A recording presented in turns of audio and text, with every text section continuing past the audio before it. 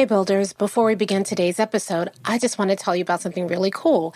Doors for Buildership University are now open, but you have to act fast because doors are closing on Monday, February 12th, 2024 at 5 p.m. Eastern. So go to buildershipuniversity.com so that you can secure your spot in the next cohort of Buildership University today. Now, on to the show. You're listening to the School Leadership Reimagined podcast, episode 246.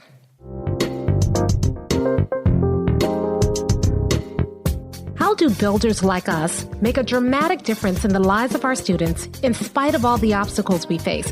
How do you keep your vision for your school from being held hostage by resistant teachers, uncooperative parents, ridiculous district policies, or a lack of time, money, or resources? If you're facing those challenges right now, here's where you'll find the answers, strategies, and actionable tips you need to overcome any obstacle you face. You don't have to wait to make a difference in the lives of the people you serve. You can turn your school into a success story right now with the people and resources you already have. Let's get started.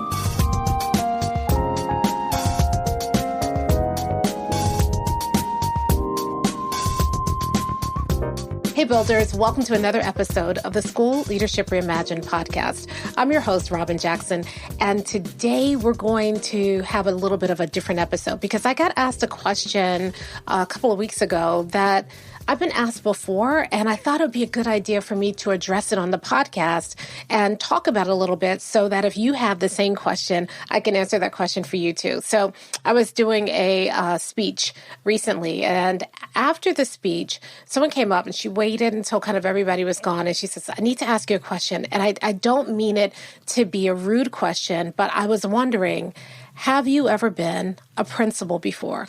Now, from time to time, over the course of, the work that I've done, I've been asked this question.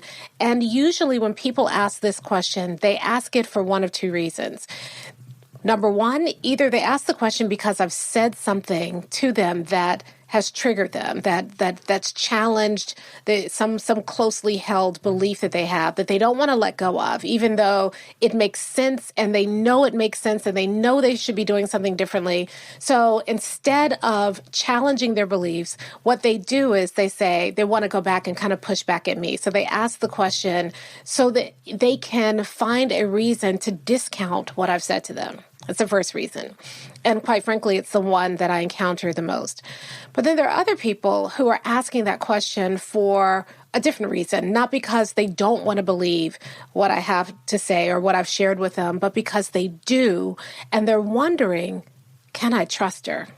And so today, I want to answer that question for the second group of people. The first group of people, nothing I can say is going to really matter. But the second group of people who are wondering, can you really trust what I'm sharing with you if based on whether or not I've been a principal? I want to answer that question now. So the short answer to the question is no, I've never been a principal. I've been an assistant principal. I've served in an acting role, but I have never been a principal. And if you know my story, you know that the day that I was offered a principalship is the day that I resigned from the district. So I made an intentional choice not to be a principal.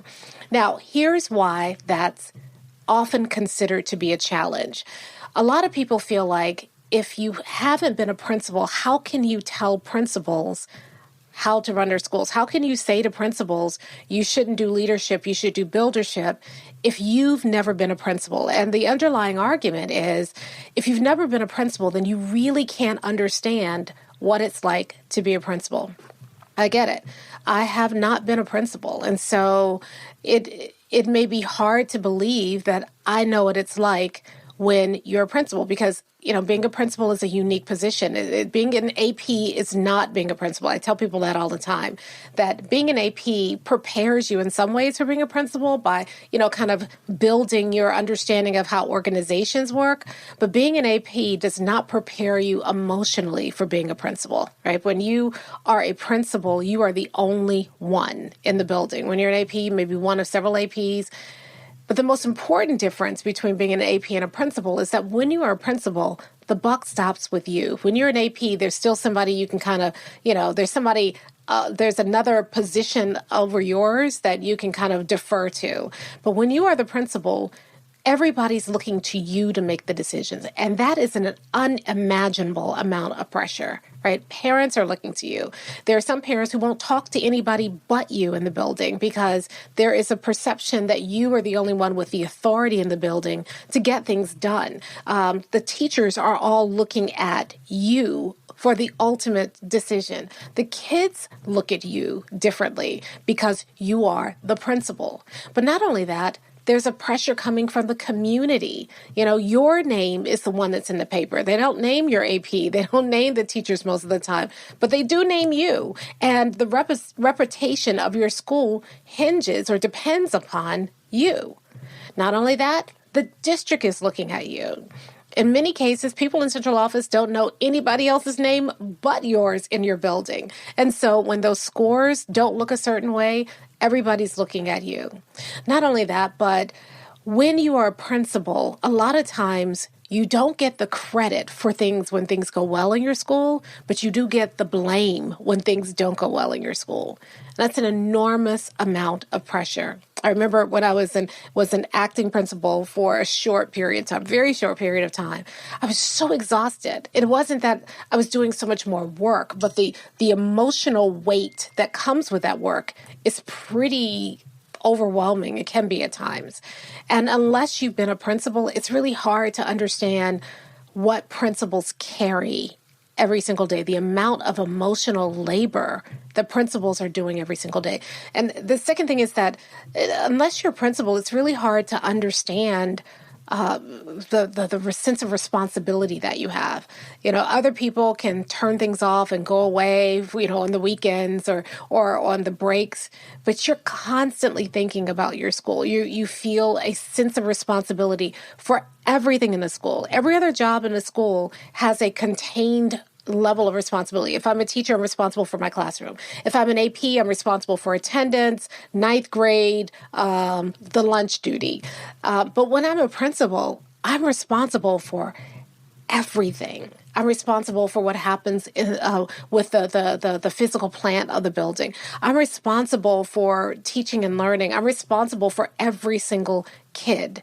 And when stuff goes bad, I'm the one that's going to get blamed, but I'm also the one who ultimately blames myself.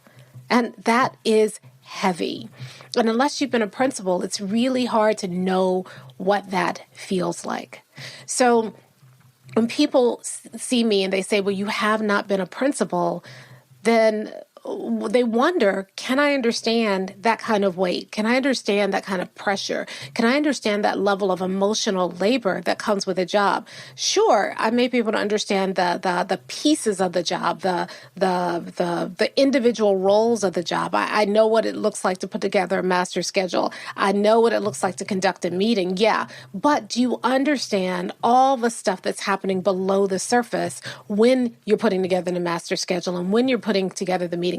Can you and people feel like if I haven't walked in their individual shoes, I can't understand that. And I get it. I mean, I think that there is some merit to that because I only have a passing understanding of that as an acting role. And even in an acting role, it's not the full-time role. So I get it. But I want to talk today about why there are some advantages to the fact that I've never been a principal, and then what I do to kind of mitigate some of the disadvantages. So the first thing is that although I've never walked in your shoes, I've worked with hundreds of principals by now who have. And the way that we set up Buildership University, the way that we set up all of our materials and trainings is that it's just that I consider myself a partner with principals. So I don't ever go in and tell them what to do, right? Because ultimately it's their school and they have to be the final say in everything. What I do is partner with them and listen to them. And when they share their concerns and share their experiences, they bring that to the table, right? So I'm not the expert dictating to other people what to do. They're bringing to the table, this is what it feels like. These are the things I'm worried about. These are my fears. These are the pressures.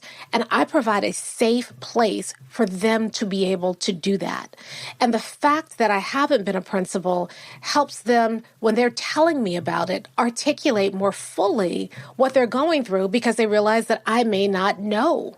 And then I can ask questions that help them think more deeply about their experience and to make sense of it.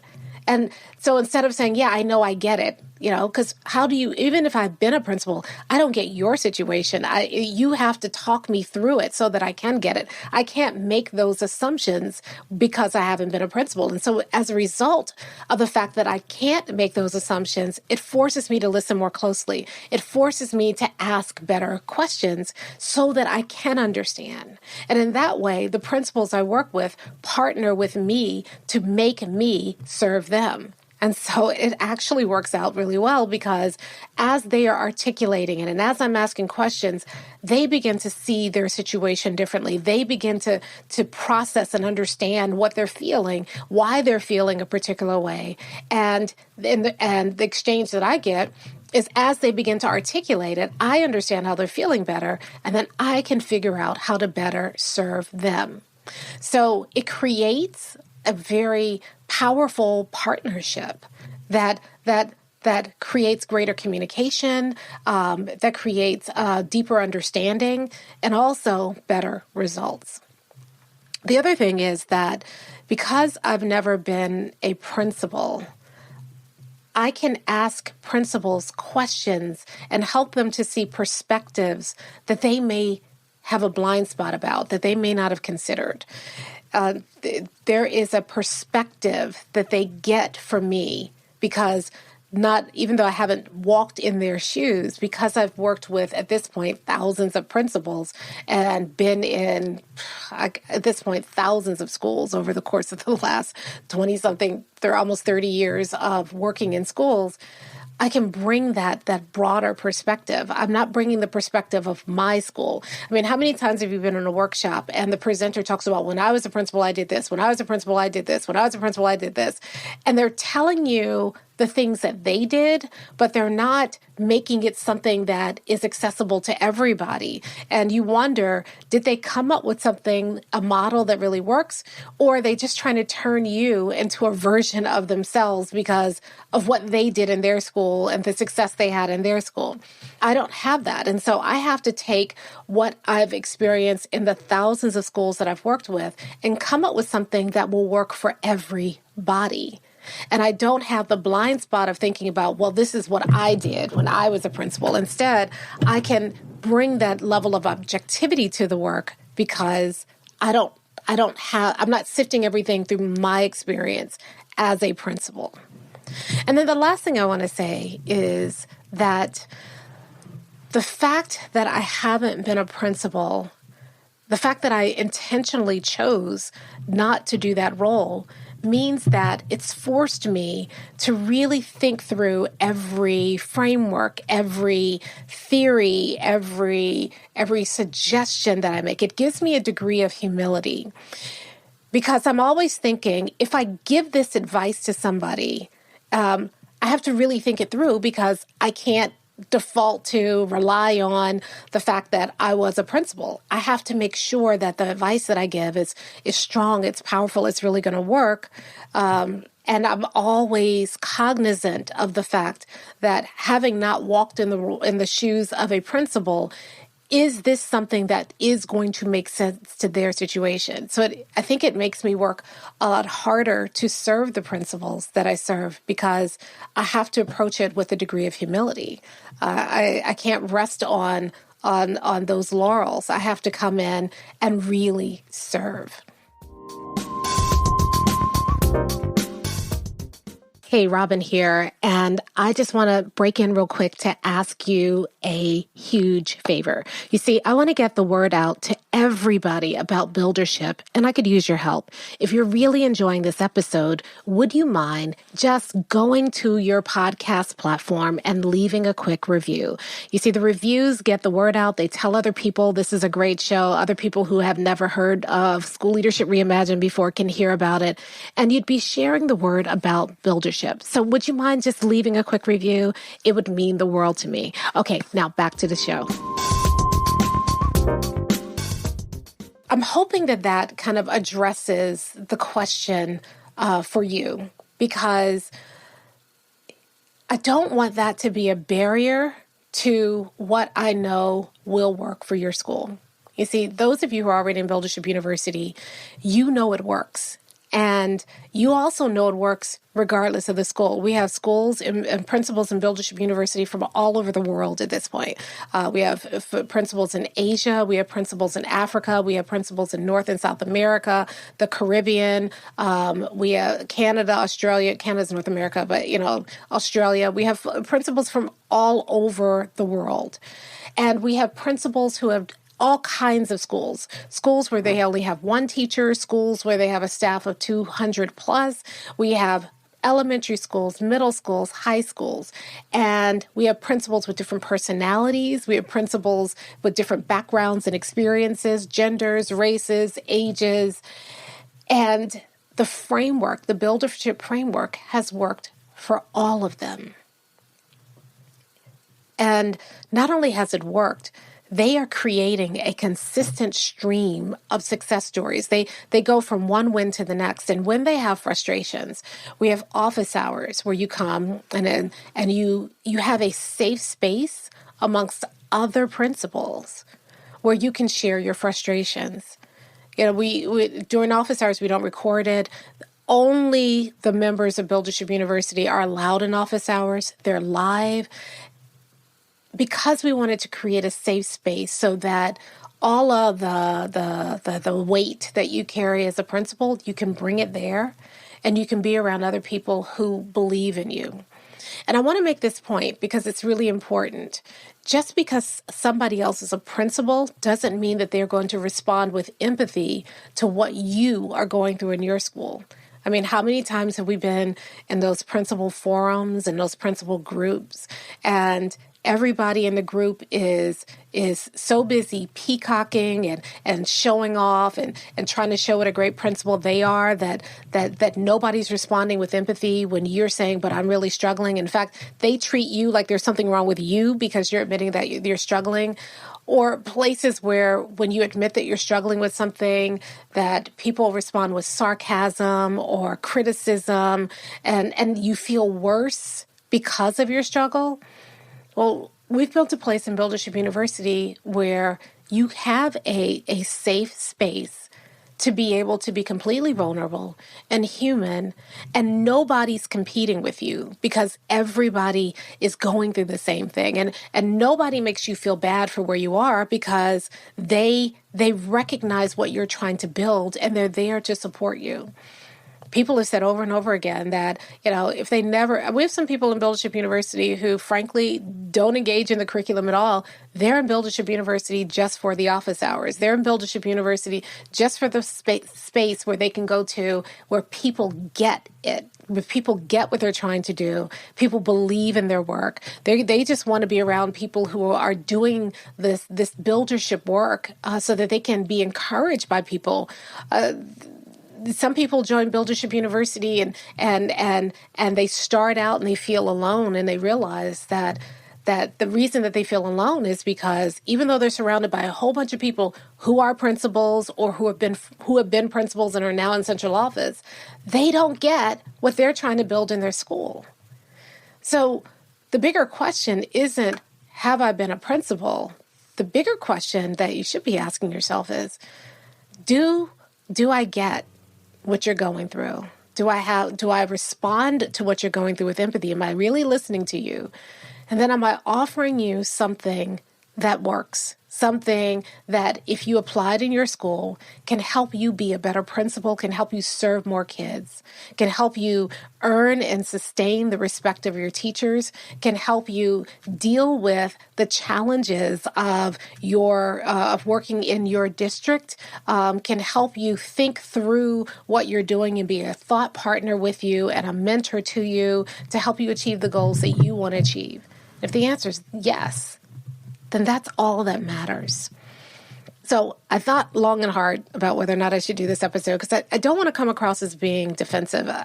I think there was a time when people asked that question and I felt very defensive, but I don't honestly feel that way anymore.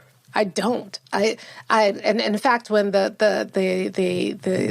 woman asked me the question at the conference, I invited her to sit down and we had a conversation. First of all, I really think she sincerely wanted to know because she's trying to figure out this woman she just met, just heard do a speech that moved something in her. Is this somebody I can trust? And so I wanted to honor that and have the conversation with her and help her realize that she not only can trust me, but more importantly, she could trust that buildership would work for her. Right. So I almost didn't want to do this episode because I didn't want to come across as defensive because I don't feel that way. But what made me decide to do this episode is there may be somebody else listening who has that same question. There may be somebody else listening who wants to be a builder and is worried that if they choose this process, will it work? Or am I just somebody else that's out here selling a theory that, you invest in and put all your energy in and then realize a year from now or 6 months from now that it doesn't work for you? And if that is what's holding you back, then my hope is that today's episode helps you to realize that that's not a barrier so that you will become a builder. Because here's what I know. When you become a builder, everything changes. I talked at the beginning about the weight that you feel as a principal. Yeah, I think there's always going to be some of that there, but it's so much less because you have a vision that's driving you forward. You see, when you're a principal without that vision, that compelling vision, then the best you can hope for is that you appease the requirements of the district in a way that the district rewards you. And there are too many principals out here right now who are jumping through all the hoops and trying to become what the district says a good principal should be. And that idea of a good principal is in conflict with who they believe they should be, who they came to education to become. If that's you, and you are straddling the fence, and this is the thing that's holding you back, then I want to remove that barrier so that you can stop trying to appease the district and start doing the work that you came here to do, which is to help every child be successful. And then for others of you who have already started to embrace buildership, I wanted to give you words that you could use when your critics come and they can't find fault with the buildership model, so they try to find fault with the person who created the model. I've seen it happen a couple of times where people have said, I want to do this buildership model. And a colleague will say to them, I don't even know why you're listening to her. She's never been a principal. And those colleagues are not interested in the merits of the model.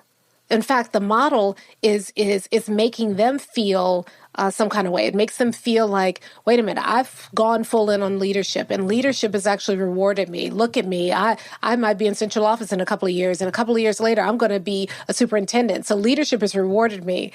And they see that leadership doesn't work. When you look at the buildership model, it's hard not to see that the way we were trained is not right? It's hard to argue against 100%. And so they can't argue against 100%. And they are not interested in you becoming a builder and proving them wrong. So even though they can't attack the model, sometimes they want to attack the person who built the model to keep you from doing the work that's going to now expose them and expose everything that they believe in as flawed. And so if you're experiencing that, if people bring that up for you, I want you to have words. I want to be able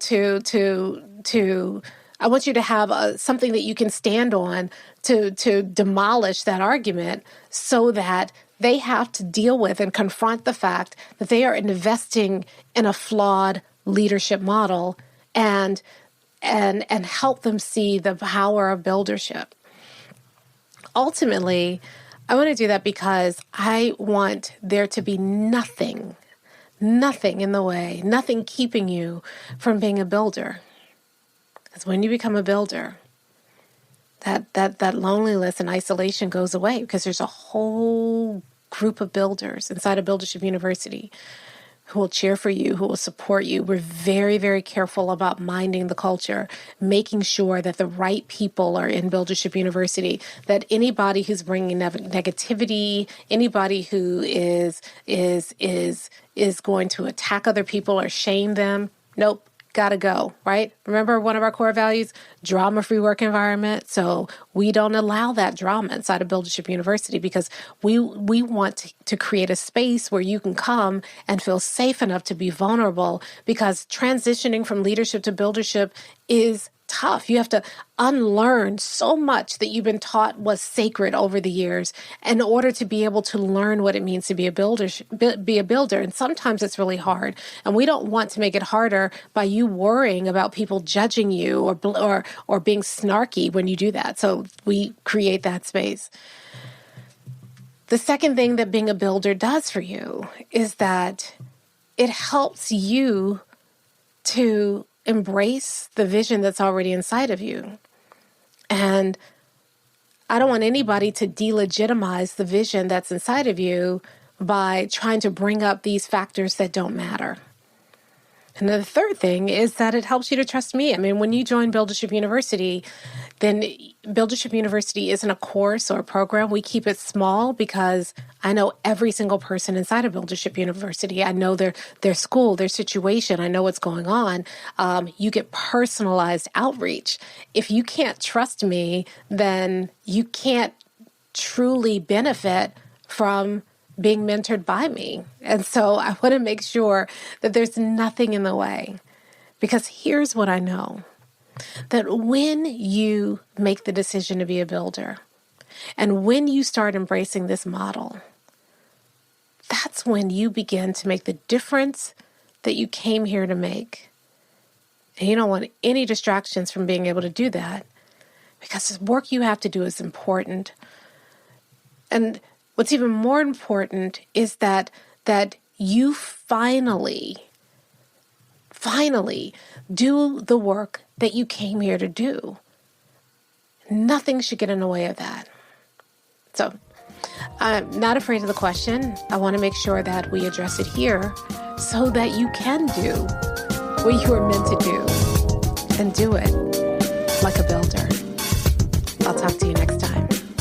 Hey, if you're ready to get started being a builder right away, then I want to invite you to join us at Buildership University. It's our exclusive online community for builders just like you, where you'll be able to get the exact training that you need to turn your school into a success story right now with the people and resources you already have.